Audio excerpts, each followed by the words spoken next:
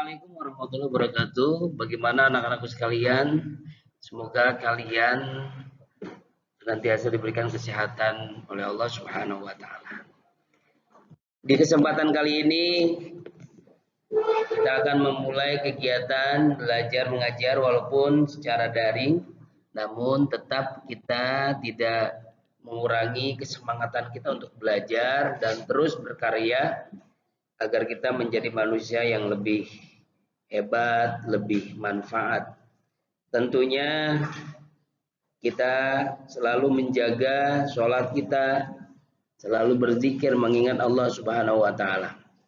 Oke, sebelum kita mulai, mari kita baca basmalah terlebih dahulu. Bismillahirrahmanirrahim.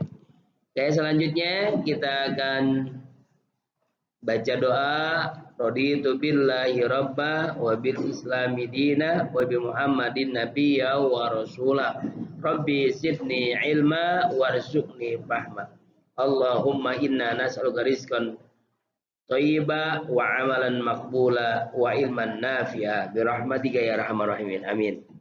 Oke, anak-anakku sekalian, lihat pada kesempatan kali ini Bapak akan menjelaskan tentang menghadirkan sholat dan zikir dalam kehidupan kita sehari-hari. Nah, itu materi yang kita akan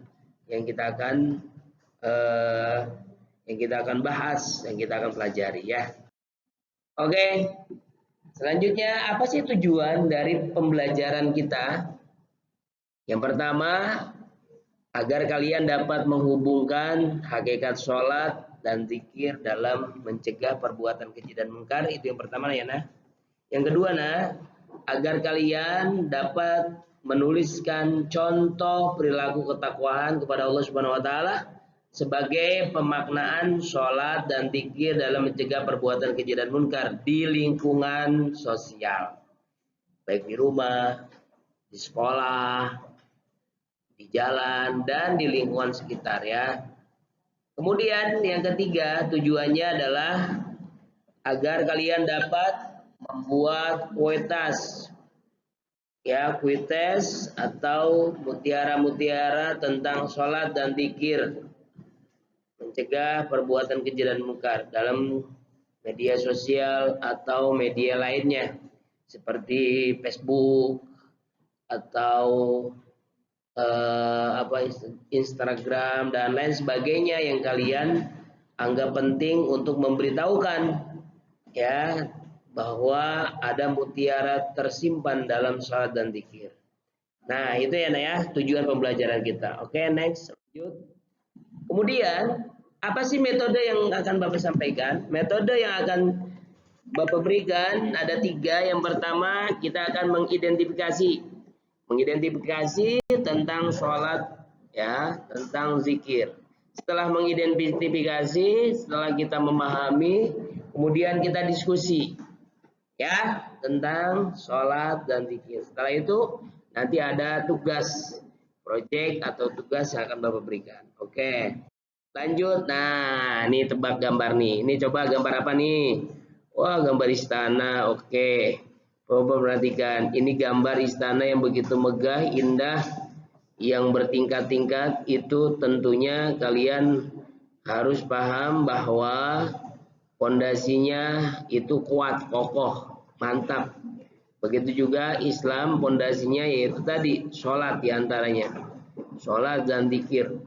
Kalau pondasinya mantap, kuat, insya Allah bangunan sebesar apapun akan berdiri dengan kokoh, dengan kuat, ya, tidak akan ada apapun.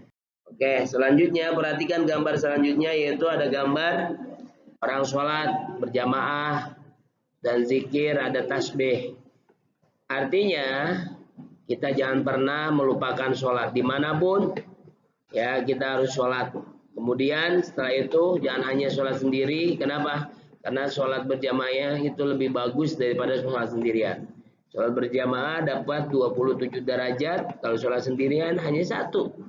Ya, makanya kalau sholat berjamaah ini luar biasa. Bahkan katanya kalau kita sholat berjamaah kita nggak khusyuk, tapi ada sebagian dari jamaah yang khusyuk, itu kita kebawa ya ke bawah, khusyuk dan diterima oleh Allah Subhanahu wa taala. Setelah sholat kita berzikir, mengucapkan subhanallah, alhamdulillah, wala ilaha illallah akbar, atau mengucapkan kata tasbih subhanallah atau tahlil la ilaha illallah ya. Setelah itu, setelah orang bagus bisa mempraktekkan sholat dengan baik, mengamalkan zikir dalam kehidupan sehari-hari, dekat dengan Allah Subhanahu wa taala, apa sudah cukup? Tidak. Nah, yang selanjutnya yang harus kita lakukan adalah kita harus membantu. Sebagaimana gambar yang ketiga, ada seorang anak pelajar yang sedang membantu seorang ibu yang sudah tua renta yang menyeberangi jalan raya. Menyeberang jalan raya. Ini menunjukkan setelah hubungan kita kepada Allah bagus dengan sholat, dengan berzikir, pun hubungan kita sama makhluknya Allah, dalam hal ini manusia, kita pun harus bagus ya. Jangan sampai hubungan kita kurang baik. Makanya kita harus membantu orang dimanapun, ya kapanpun, kalau ada orang yang membutuhkan kita harus bantu. Bukti orang sudah mengimplementasikan salat dan zikir dalam kehidupan sehari-hari, dia selalu berbagi dan membantu orang. Oke, selanjutnya setelah ini kalian diskusi ya.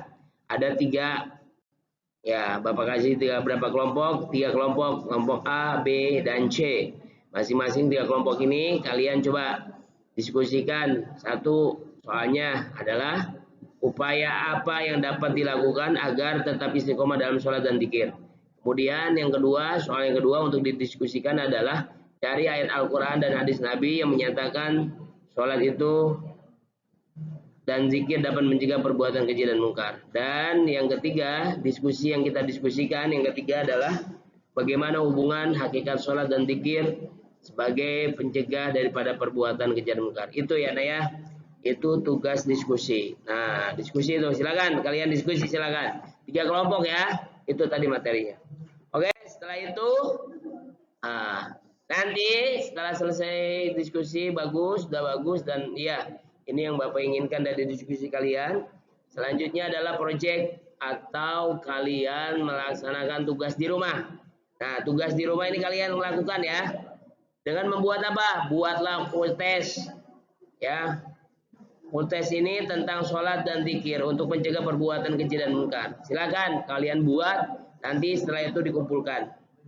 Mungkin itu saja penjelasan dari Bapak. Mudah-mudahan penjelasan singkat ini tentang sholat dan zikir kalian bisa memahami dan mengerti, dan tugas-tugasnya pun kalian kerjakan. Terima kasih, syukran kasir. Mohon maaf, kita akhiri dengan membaca hamdalah bersama-sama. Alhamdulillahirabbil alamin. Wallahu muwaffiq ila aqwamit thoriq. Subhanakallahumma wa bihamdika asyhadu an la ilaha illa anta astaghfiruka wa atubu ilaik. Assalamualaikum.